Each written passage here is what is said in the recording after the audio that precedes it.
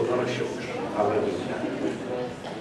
یکی از زیباترین عید هاست عید شکرگزاری، Thanksgiving. ما بعضی اوقات اینقدر با مسائل زندگی مشغول هستیم که فراموش میکنیم شکرگزاری رو، ولی شکرگزاری فوق العاده اهمیت داره و در کلام خدا بارها میبینیم که افراد و قوم خدا برای کارهای بزرگ خداوند خدا را شکر میکنن و گاهی اوقات این شکرگزاری تبدیل به سرود خوندن و رقص میشه و خیلی ها فکر میکنن کلیسا جاییه که باید اونجا همه ساکت باشن، همه خیلی غمگین باشن، هیچ کس به دیگری نگاه نکنه، ولی کلیسا خانه خداست.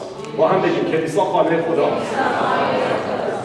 و ما وقتی که میریم خانه پدر اونجا شادی میکنیم. خداوند پدر آسمانی ماست و در کلیسا ما شادی داریم، در کلیسا رقص داریم، در کلیسا سرود خوندن داریم و پرستش خداوند را داریم و دلایلی هست که ما خدا را پرستش میکنیم. چند تا از دلایل را با هم نگاه بکنیم از کلام خدا. مثلا قوم خدا، قوم بنی اسرائیل 430 سال در مصر اسیر بودن و خداوند کسی را بلند کرد به اسم حضرت موسی و خداوند با معجزات زیاد قوم خودش را از اسارت بیرون آورد. وقتی از اسارت بیرون اومدن کلام خدا میگه موسی مرد خدا سرودی نوشت و سرودی را خواند و این را در خروج فصل 15 با هم دیگه نگاه میتونیم بکنیم. من چند تا آیه را چون فرصت کوتاه چند تا آیه را براتون میخونم. خداوند را خواهم سرایید. میتونید با من بگید خداوند را خواهم سرایید زیرا شکوهمندانه پیروز شده است. خداوند قوت و سرود من است، اون نجات من گشته است. این از خدای من، او را خواهم ستود. دست راست تو ای خداوند دشمن را در هم شکست. انسان ها نمیتونستن 430 سال خیلی وقته، ولی خدا اونها را نجات داد چون دست راست تو ای خداوند دشمن را در هم شکست. کیست چون تو ای خداوند در میان خدایان؟ کیست مانند تو زورآور در قدوسیت، مهیب در جلال و به عمل آورنده شگفتی ها؟ خدای ما معجزات و شگفتی ها میکنه. میتونیم خدا را شکر بکنیم، شایسته است. قومی را که رهانیدی در محبت خیش هدایت نمودی. خدای ما خدای محبت است. ما را هدایت میکنه با چی؟ با محبتش، نه با ترس، نه با زور، بلکه با محبتش. ایشان را به نیروی خود به مسکن خیش راهنمون شدی. و آیه 10 میگه خواهر حضرت موسی که نبیه بود، مریم خواهر موسی و هارون دف به دست گرفت و همه زنان دف در دست و رقص کنان از پی او بیرون آمدند. مریم به ایشان چنین سرایید خداوند را بسرایید زیرا شکوهمندانه پیروز شده. چه ربطی به ما داره؟ ما هم در اسارت گناه بودیم، ترس از آینده، بدون امید، مطمئن نبودیم که گناهان ما چی میشه. مذهب به ما میگفت یه روز یه ترازویی از گناهان ما یه طرف، کارهای خوب ما یه طرف، ولی هیچ ضمانت و گارانتی نبود. ولی عیسی مسیح خداوند که ذات الهی داشت 2000 سال پیش از مریم باکره به دنیا آمد با یک هدف که روی صلیب بره به جای من و به جای هر کس در صلیب جانش را بده که خون اون کفاره گناهان ما بشه، که هر که به عیسی ایمان بیاره هلاک نشه بلکه حیات جاودان پیدا کنه. ما از اسارت گناه بیرون اومدیم. چند نفر میتونید دست بلند کنید بگید من از اسارت گناه بیرون اومدم؟ پس جا داره که خداوند را پرستش بکنیم. نه فقط از اسارت بیرون اومدیم، خداوند با محبتش داره ما را چیکار میکنه؟ جلو میبره. من امروز به فکر بعضی افتادم که قبل از ما پیش خداوند رفتن و خدا را داشتم شکر میکردم. گفتم خداوندا اونا پیروز شدن، اونا در حضور تو هستن و آسمان جایی هست که همه ما انتظار داریم روزی در اونجا باشیم. قوم خدا باید خدا را شکر بکنن چون واقعا ارزش داره. کلام خدا میگه در بیابان 2-3 میلیون نفر بودن، در بیابان هیچ وقت اینها بدون آب نموندن، هیچ وقت بدون غذا نبودن. خداوند از آسمان به اونها نان داد و جالبه که عیسی مسیح نان آسمانیه. هر روز میتونیم از عیسی مسیح تغذیه بکنیم از کلام خدا که واقعا کلام خداوند ما عیسی مسیح. کلام خدا میگه خداوند اونها را در مرضها محفوظ داشت. مامان هی میگفت آیا من یه روز دوباره میام کلیسا؟ بهش نگاه بکنیم بگیم اون روز اومد. امروز در بین ما هستن، خدا را شکر، و دعا میکنیم سلامتیشون بیشتر بشه، چون میخوایم خواهران ما دفع بگیرن و مادر سرکرده رقص کنندگان در حضور خداوند با شادی خداوند را پرستش میکنیم و همینطور دیگر مریضان ما. کلام خدا میگه 40 سال قوم خدا در بیابان لباسشون مندرس و نعلینشون پاره نشد. فکر میکنم اون موقع این چیزها رو تو مصر، تو چین درست نمی‌کردن. خدا را شکر که خداوند میتونه اون چیز رو که داریم حفظ کنه، سلامتی ما را حفظ کنه، شادی ما و آرامش ما را حفظ کنه، خانواده های ما را حفظ بکنن. پس چقدر عالیه. بیشتر از اون خداوند هر روز توسط روح القدس ما را هدایت میکنه. یه زنی رو میبینیم اسم حنا ناراحت بود که بچه دار نمیشه. یه زن یهودی بدون بچه، مثل اینکه مورد برکت خدا نبود در عهد عتیق. پس دعا کرد و خداوند بهش فرزندی رو داد و بعد برای خداوند سرود نوشت. یه سرود نوشت. یه چیزی بگم، تو باید سرود خودت رو برای خداوند بنویسی. نوشتی؟ اگه نوشتی اون رو بخون، اگه ننوشتی بنویس. سرودی برای خداوند. و مهم نیست که دیگران بشنون یا نشنون، مهم اینه که این رو در حضور خداوند بخونید. و البته سرودهایی هست که وقتی یه نفر برای خداوند می‌سراید، بعداً میلیون‌ها نفر باش هم آواز میشن. حنا سرود نوشت برای اینکه خداوند بهش سرود داد، برای اینکه جواب دعای اون رو داد. این رو در اول سموئیل باب 2 10 آیه اول می‌بینیم که در مورد سرود حناست. و جالب، یه زن معمولی بچه دار نمیشه، دعا کرد بچه دار شد. چقدر سرود زیبایی می‌نویسه.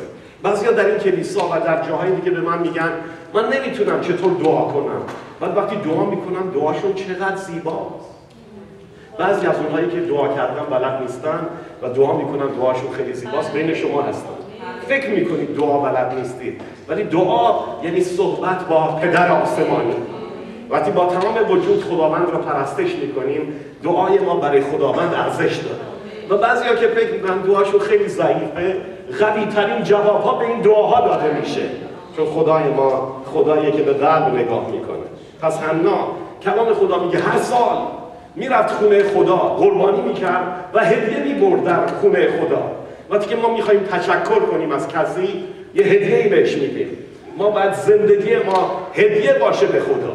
وقت ما، پول ما، استعدادهای ما، همه وجود ما تقدیم خداوند. نه یک روز شکرگزاری چندم نوامبر؟ 25 نوامبر، 24 نوامبر،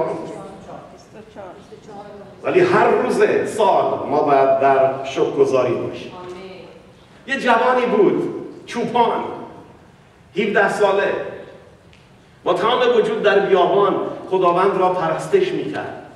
زیاد نداشت، شاید یه مقدار از این شیر گوسفندان میگرفت، یه چیزی درست میکرد میخورد، ولی خداوند او را بلند کرد چون پرستنده واقعی بود و شد پادشاه قوم خدا. مرد قوی که کلام خدا میگه برای پسرش حضرت سلیمان 2 میلیارد دلار گذاشت، 2 میلیارد دلار ثروت برای اینکه خانه خدا را بنا کنه. دسته سرایندگان و دسته نوازندگانش 3000 نفر، ارتشش 1,100,000 نفر. ولی داوود واقعا با حضور خداوند می اومد و رو شکر میکرد. امروز مزمور 103 رو خوندیم و خیلی مزامیر هست که در اونجا داوود تشکر خودش را به خداوند اعلام میکنه. دوم سموئیل را باز بکنید باب 6 و آیه 12 رو براتون میخونم و چند تا آیه. اینا صندوق عهد را که نشانه حضور خدا بود و به اسارت رفته بود دوباره آوردن در شهر خدا و کلام خدا در دوم سموئیل 6:12 اینطور میگه: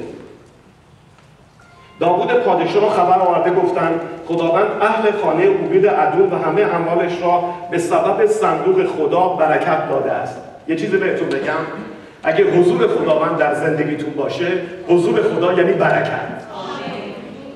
دنبال برکت نگردید، دنبال برکت دهنده بگردید. اگر حضور خدا در خونتون باشه اونجا برکته. به نفر برگرد بگو حضور خدا اگه حضور تو باشه برکت هست. بگید. به نفر داوود پادشاه شنید صندوق خدا رفته خونه یه نفر به اسم اوبید ادوم و به خاطر حضور خدا تمام مالش، همه اموالش برکت یافته. پس داوود رفت و با شادمانی، با هم بگیم با شادمانی، بلندتر بگو با شادمانی. حالا رو صورتت کار کن و بعد بگو شادمانی. حالا بهتر. داوود با شادمانی صندوق خدا را از خانه اوبید ادوم به شهر داوود آورد و بعد وقتی آورد قربانی گذرانید. هدیه هست، چون حاملان صندوق خداوند 6 قدم پیش رفته بودند. داوود گاوی نر و گوسالی پرواری قربانی کرد. ما امروز گاو و گوسفند قربانی نمی‌کنیم. در پرستش خودمون را به عنوان قربانی تقدیم خداوند می‌کنیم. و داوود ایفود کتان بر تن به تمامی قوت، با هم بگیم به تمامی قوت. دیدید بعضیا غذا میخورن، از غذا خوردنتون میخواید دیگه هیچ وقت غذا نخورید. ولی بعضیا غذا میخورن مثل کی؟ مثل بعد تطریق اومد که کسانی که تازه نهار خوردن تازه اشتهاشون باز میشه. کلام خدا میگه داوود به تمامی قوت خود در حضور خدا میرقصید. کی در حضور خدا میرقصید؟ بزرگترین پادشاه زمان، یکی از انبیا، یکی از مردان بزرگ خدا. اگه داوود میرقصید در حضور خدا، منم میخوام در حضور خدا برقصم. بدین گونه داوود و همه خاندان اسرائیل صندوق خداوند را با فریادها و نوای کرنا آوردند. فریاد یعنی چی؟ بعضی وقت در کلیسا ما باید فریاد بکشیم، نه فریاد سر هم دیگه. فریاد شادی، فریاد شکرگزاری، خدا را شکر بکنیم. مثل جوزف نمرت از 100 تا 150 فریاد بکشیم. زمانی هست که باید در سکوت خدا را پرستید، زمانی هست که همه ما باید صدامون رو در حضور خدا بلند بکنیم. پس صندوق خداوند رو آورده و آن رو درون خیمه‌ای که داوود برای آن برپا کرده بود در جایش نهادند و داوود قربانی‌های تمامسوز و قربانی‌های رفاقت به حضور خداوند تقدیم کرد. و بعد آیه 16 رو نگاه کنید. چون صندوق خداوند به شهر داوود داخل میشد، میکال دختر شاول اولین پادشاه اسرائیل بود، قبل از داوود پادشاهی میکرد. با میکال دختر پادشاه قبلی ازدواج کرده. میگه میکال دختر شاول از پنجره نگریسته داوود پادشاه را دید که در حضور خداوند جست و خیز کنان میرقصد و در دل خود او را خار شد. خیلی آمدن به من گفتن اولین بار کلیسا اومدیم یه دفعه دیدیم شما دست میزنید، دستاتون رو بلند میکنید، سرود میخونید، گیتار میزنن چیزا. گفتیم اینم شد کلیسا. کلیسا باید همه چی باشه. بعضی کلیسا میدونید موسیقی نداره. نه باید موسیقی، نمیدونم از کجای کلام خدا پیدا کردم. چون کلام خدا میگه به تمام سازها، مزمور 150 رو نگاه کنید، با تمام سازها باید خداوند را. بعضی کلیسا تنها وسیله موسیقی که میشه نواخت چی هست؟ ارگ. اونم ارگ قدیمی. ما با تمام وجود میتونیم خداوند را با تمام سازها چیکار کنیم؟ پرستش بکنیم. پس داوود با تمام وجود در حضور خداوند جست و خیز میکرد و تشکر خودش را اعلام میکرد به خدا. یه نفر داره از پنجره نگاهش میکنه، ما رو تغییر میکنه. کی؟ زن خودش. نگاه کنید بعد آیه 20. چون داوود برگشت تا اهل خانه خود را برکت دهد، میکال دختر شاول به پیشبازش بیرون آمد و گفت به راستی که پادشاه اسرائیل امروز چقدر خویشتن را بزرگ ساخت، آنگاه که خود را همچون یکی از عوام بیجامه در انظار کنیزان خادمان خویش به نمایش گذاشت. داوود با تمام وجود داره خدا را میپرسته، زن خودش داره ازش چیکار میکنه؟ ایراد میگیره و ایرادش رو بهش میگه تو لباسهای ملوکانه رو در آوردی جلوی خادمان، خودت رو کوچک کردی. جواب داوود به میکال گفت این در حضور خداوند بود که مرا به جای پدرت و به جای تمامی خاندانش برگزید تا مرا بر قوم خود اسرائیل پیشوا سازد. آری در حضور این خداوند، با هم بگیم در حضور این خداوند، بلندتر بگو در حضور این خداوند، پایکوبی خواهم کرد. در حضور خداوند پایکوبی خواهم کرد و خود را از این نیز بیشتر خوار خواهم ساخت و در نظر خیش پس خواهم بود، اما در نظر کنیزانی که از آنان سخن گفتی در نظر آنان محترم خواهم بود. میتونن مردم و زنان از پرستش ما ایراد بگیرن، ولی وقتی پرستش ما شیوه‌ای از زندگی ما میشه، worship becomes a lifestyle. نه فقط سرود میخونیم، پرستش زندگی ماست.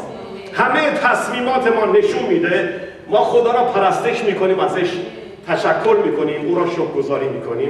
در نهایت خداوند در حضور دیگران هم ما را چکار میکنه؟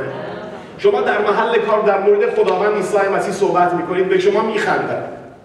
یه روز، دو روز، یه هفته، یه ماه، یه سال.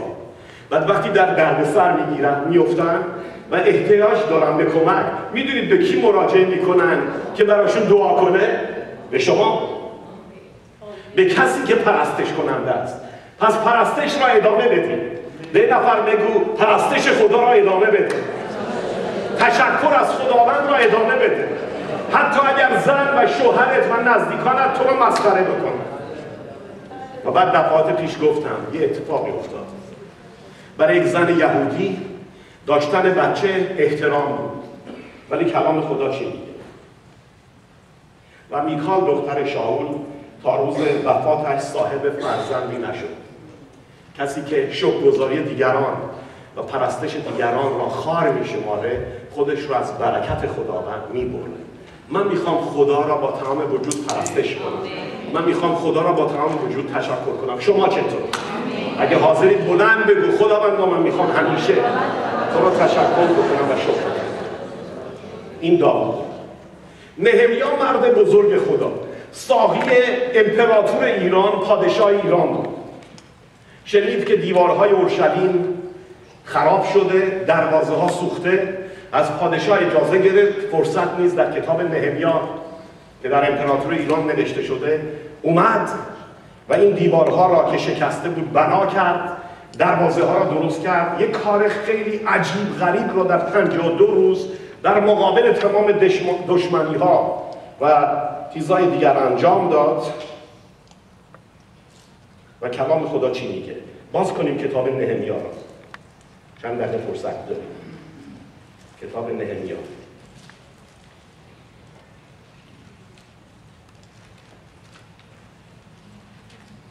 نهمیا باب 12 یکی از زیباترین قسمت‌های کلام خداست که مربوط به ما ایران و ایرانیان هم میشه. آیه 27 را نگاه بکنید. 12-27. از آیه 27 به بعد در مورد وقت حصار اورشلیم صحبت میکنه.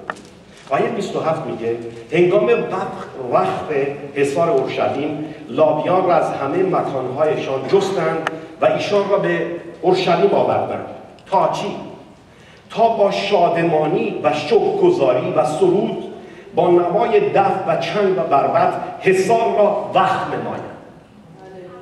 امروز خانواده های ما اورشلیم ماست، کلیسای ما اورشلیم ماست، وجود ما شهر خداست، چون کلام خدا میگه بدنهای ما معبد روح القدس است.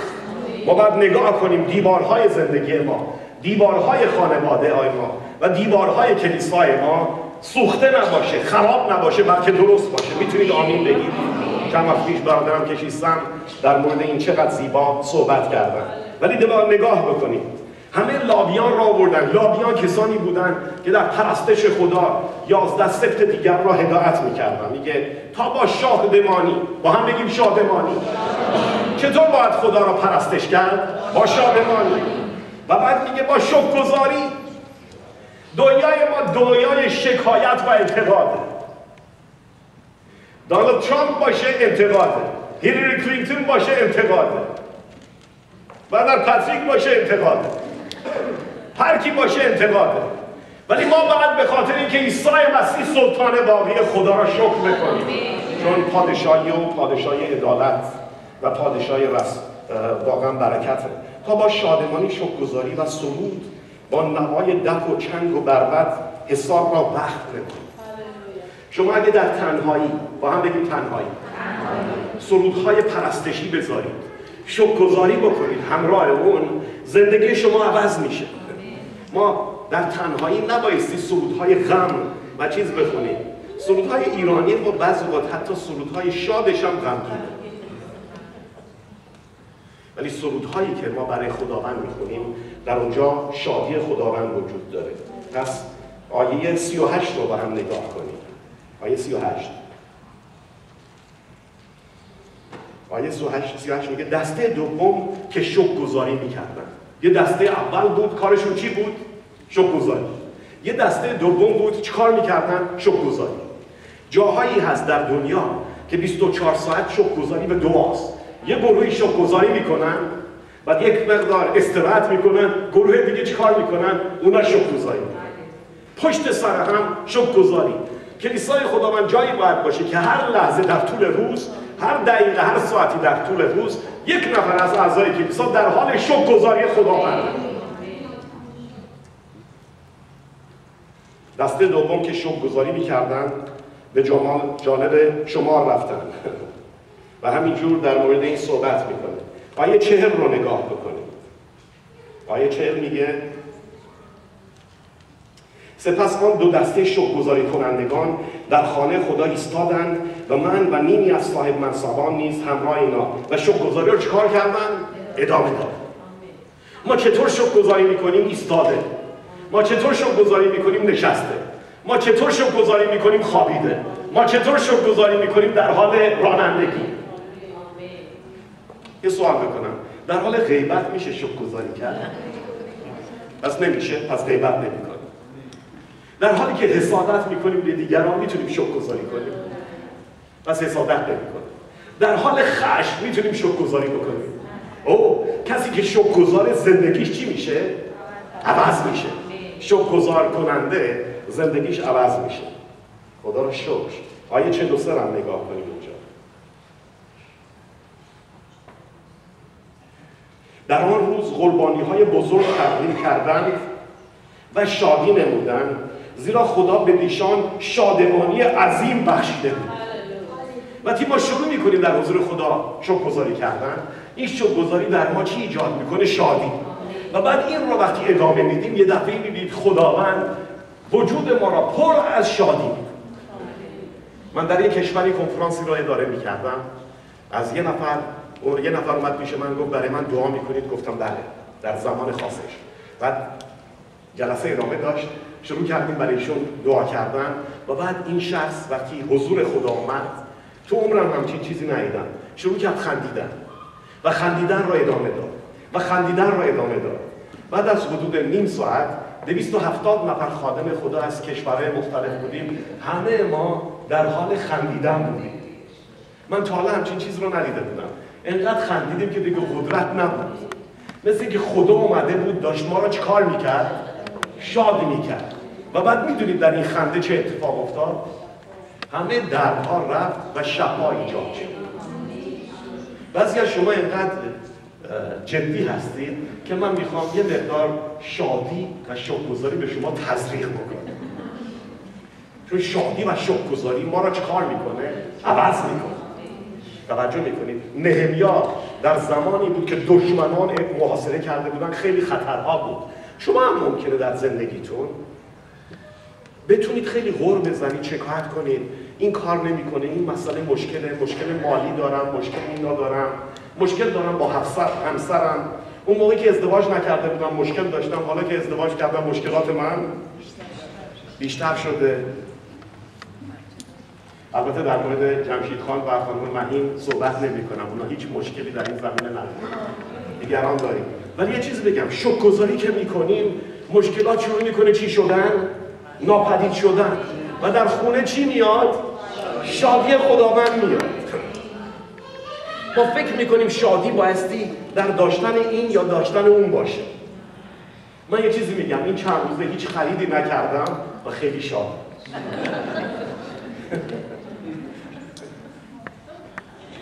با جناب من شوهر خواهر ما کارمن ادوین میگه پرستش برای خانوما خرید کردن. این خرید میکنن، این پرستشه. ولی یه چیز بگم، شما میتونید خریدم نکنید، هیچی هم نداشته باشید، شاد باشید. من خونه هایی رفتم که یکی دو تا پیراهن بیشتر ندارم، پر از شادی خداوندن. بعضیا اینقدر لباس دارن و غمگینن. چه ارزش داره؟ چه ارزش داره لباس زیاد داشتن و غمگین بودن؟ ما باید شادی خداوند را داشته باشیم و شکرگزاری شادی خداوند را در زندگی ما میاره.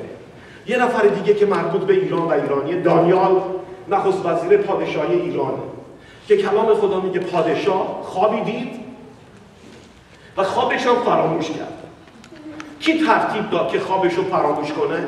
خدا. بعد اومد تمام ساحران، جادوگران و دانشمندان مملکت را، امپراتور بابل را، یکی از بزرگترین امپراتور رو جمع کرد و گفت من یه خوابی دیدم و فراموش کردم. من میخوام شما خواب منو به من بگید و تعبیر خواب رو به من بگید.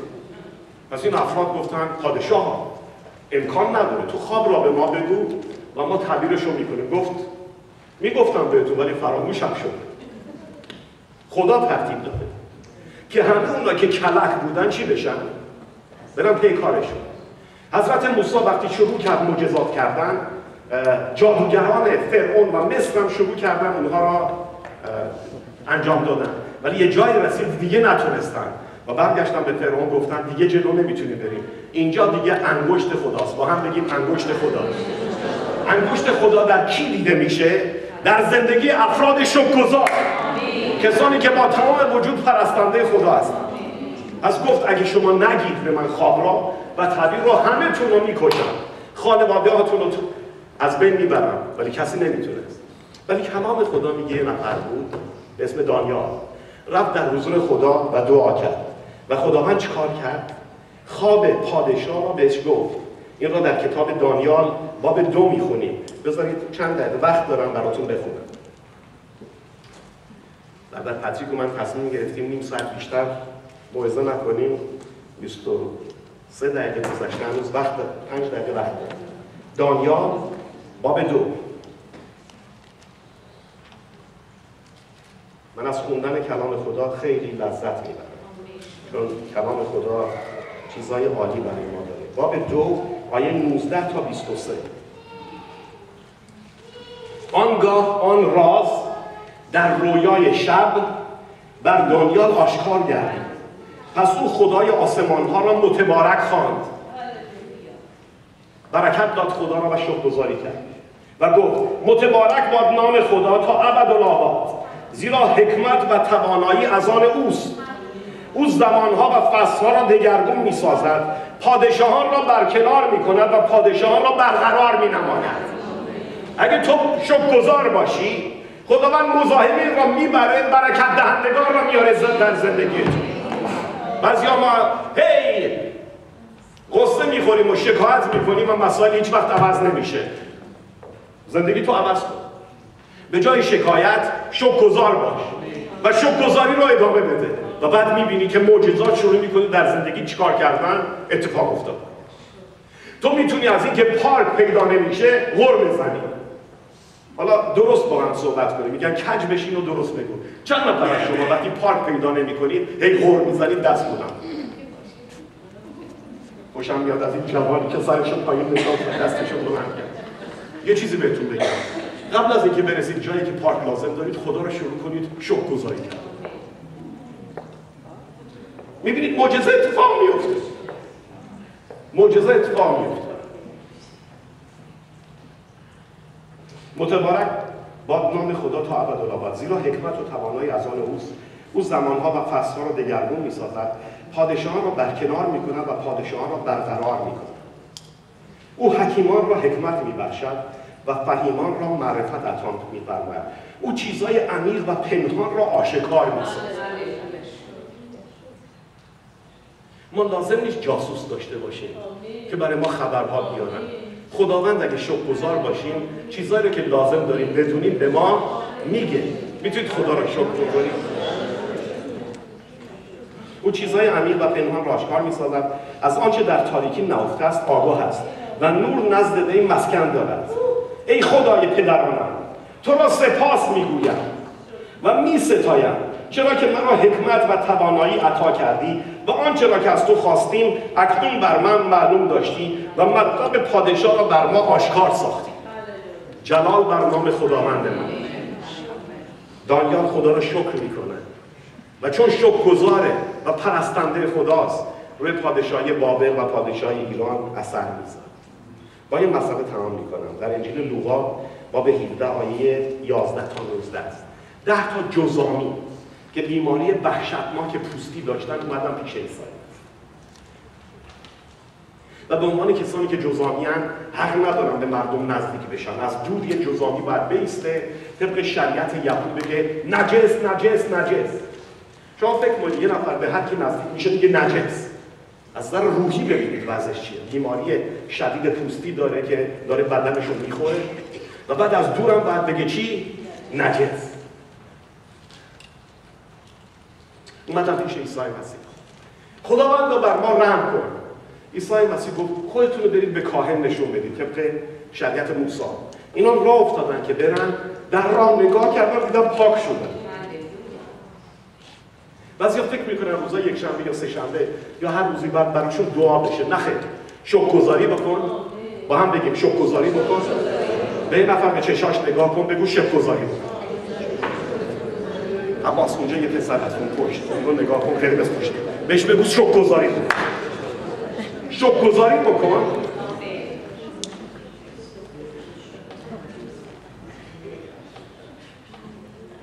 در شکرگزاری معجزه انجام میشه. درست میگم خواهر مردم؟ شکرگزاری شروع کردن رفتن، یه دفعه نگاه کردن دیدن چیه؟ پاک شدن. 9 نفر رفتن پی کارشون. یه نفر از اینا سامری بود. یهودیان سامری رو نجس و کمتر از خودشون می‌دونستن. یه نفر یهودی واقعی از سامری رد نمی‌شد. از کنار رد می‌شد که سامری‌ها نخوره. یه دفعه تو مثلا زیر باران بخوره به سامری چی میشه؟ نجس میشه. خدا رو شکر که در مسیح ما همه در مسیح یکی هستیم و میگه فرقی نداریم. همه ما در گناه نجس بودیم، مسیح ما را پاک کرد. ما به عنوان بیچاره در مذهب مردم میان میگن خدایا منو ببخش، من بیچاره. من هیچ وقت نمیگم من بیچاره، چون بیچاره نیستم، بیچاره بودم. وقتی که در گناه بودی بیچاره بودی، وقتی در گناه بودم بیچاره بودم. وقتی به مسیح ایمان میاری چاره پیدا میکنی، چون مسیح چاره زندگی ما میشه. یه نفر از اینا سامری برگشت، افتاد به زانو در حضور مسیح پرستشش کرد و مسیح برگشت گفت 10 نفر بودن که پاک شدن، پس 9 نفر کجا هستن؟ آیا خیر از این غریب کسی نیست که بیاد خدا را شکر بکنه؟ اوه، خداوند از ما انتظار شکرگزاری داره. به نفر برگرد بگو خدا از تو انتظار شکرگزاری داره. زهره بگو.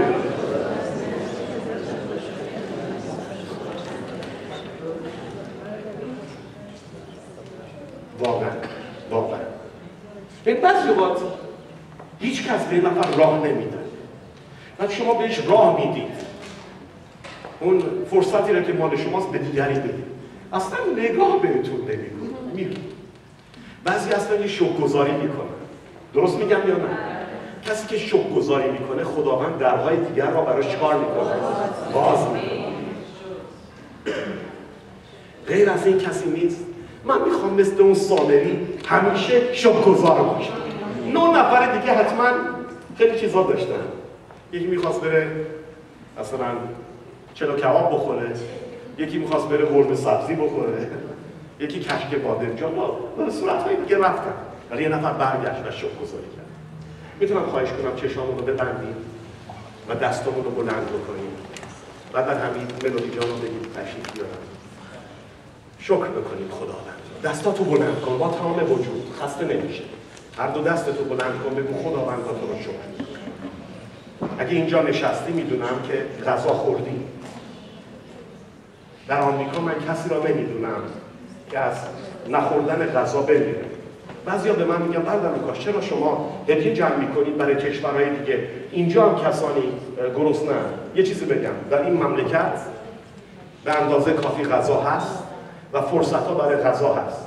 شما تشریف بیارید، شما که میگید چرا اینجا جمع میکنیم، شما باید بیایید با من کشورهای مختلف جاهایی ببرم که مردم حاضرن کار بکنن، نیست و غذا هم نیست. من برای اونها غذا جمع میکنم. در آمریکا به اندازه کافی و بیش از اندازه کافی هست. ولی اگر امروز اینجا نشستی و غذا داری و لباس داری، شکر بر خداوند. اگه خانواده داری شکر کن. برادر لوکاس من دیگه پدر مادر هیچ کس ندارم. اگه کلیسا را داری در اینجا برادران، خواهران، پدران، مادران و فرزندان داری، سر پا بایستی و چند لحظه شکر بکنیم خداوند. چند لحظه صدامون رو بلند بکنیم همه با هم. بعضی از مدت‌ها اونجور که باید شکرگزاری نکردیم، صدا تو بلند کن با تمام وجود، به یاد بیار کارهای بزرگ خدا را و شکر خداوند را، چون شکرگزاری در برکت را برای تو باز میکنه. من دعا میکنم که این کلیسا و کلیسای ما کلیسای شکرگزار باشن. در حالی که دیگران نق میزنن و غر میزنن، من حتی در زمانی که ندارم میخوام خدا را شکر بکنم، چون خدای من شایسته است که هر زانوی در حضورش خم بشه و هر زبانی اقرار کنه که عیسی خداوند است. او آسمان و تحت آسمان را ول کرد، به دنیای ما اومد که ما را برکت بده. جلال برنامه. هاللویا. چند نفر احساس میکنید کلام خدا وارد وجودتون شد؟ هاللویا. ادامه بدید در شکرگزاری. برای که خواهر ما ملودی در یک سرود شکرگزاری ما را هدایت میکنه. این سرود را میشنویم، ادامه بده به شکرگزاریت. دعایی برای غذا میکنیم و میریم با هم مشارکت داشته باشیم. ولی این روز شکرگزاری را هر روز داشته باشیم، چون خدای ما شایسته است. خدای ما شایسته است. از سر ما بیشتر، از توانایی ما بیشتر ما را برکت میده. لطفش شامل حال ما.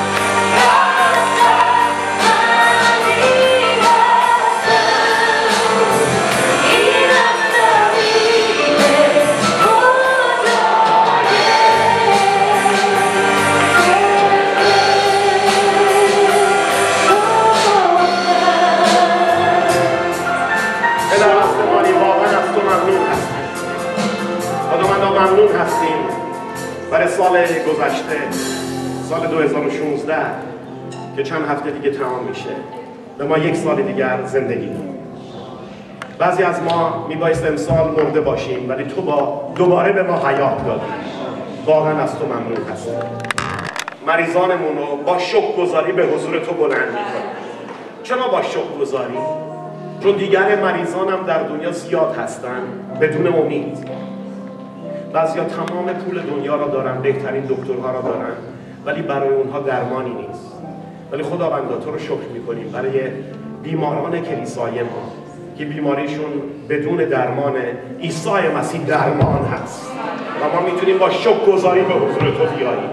برای برادر ما جمشید در جمع ما، برای مامان در جمع ما، برای خداوندا خواهر ما میخوانی و دیگران، برادران ما عباس و دیگران، به نام عیسی مسیح شفای تو رو برای اونها اعلام میکنیم. برای خواهر ما گلزار، برای بهرام و برای دیگران تو رو شکر میکنم خداوندا که تو قابل اعتماد هستی. خداوندا من رو ببخش برای تمام روزهایی که در سال 2016 به جای شکرگزاری شکایت کردم و کمکم کن که شکرگزاری چیزی نباشه که سالی یکی دو بار انجام بدم، بلکه هر روز. و این را برای تک تک خواهران و برادرانم میخوام. برای خداوند مشارکتی که بعد از این جلسه در سالن بغل خواهیم داشت، از تو ممنونم. برای غذایی که آماده شده است در دنیایی که بسیاری گرسنه هستند، تو رو شکر میکنم که نان و آب ما را و برکت ما را از ما دریغ نمی‌کنی. برای تمام کسانی که شکرگزارن و میخوان شکرگزار باشن، برکت تو را در زندگی اونها اعلام میکنم. ای خداوند بذار برکت ما چنان ما را برکت بده که اطرافیان نیز از این برکت ما استفاده کنند. بذار سفره‌های ما سفره‌های خالی دیگران را نیز پر بکنیم. نام تو متبارک باد از حال تا ابد. برای جلال خدای پدر، در نام خداوند ما عیسی مسیح با کمک روح القدس عزیز، آمین. خواهش میکنم بشینید و خواهش میکنم عزیزان به سالن بغل میخواییم بریم، ولی برای اینکه به مهمانانمون که بار اول یا دوم اومدن و همینطور به افرادی که بالاتر از 50 سال دارن احترام بذاریم. اول اونها برن، اونهایی که هنوز 50 سالشون نشده میتونید جلو بیایید. برای ما ملودی در یکی دو تا سرود. من 64 سالم میشه و میمونم اینجا، میخوام با هم دیگه خداوند را بپرستیم. پس برادر حمید اون جلوی در باشید و کسانی که بیرون میرن اگه قیافشون به 20 ساله میاد شناسنامه ازشون بخواهید، تشریف ببرید اونجا. و بعد اونایی که میرن اگه هدیه‌ای ندادن میتونید هدیه بدید، مخصوصا به ساختمان کلیسا و همینطور کار خدا در روسیه. خداوند برکتتون بده تا روز سه‌شنبه.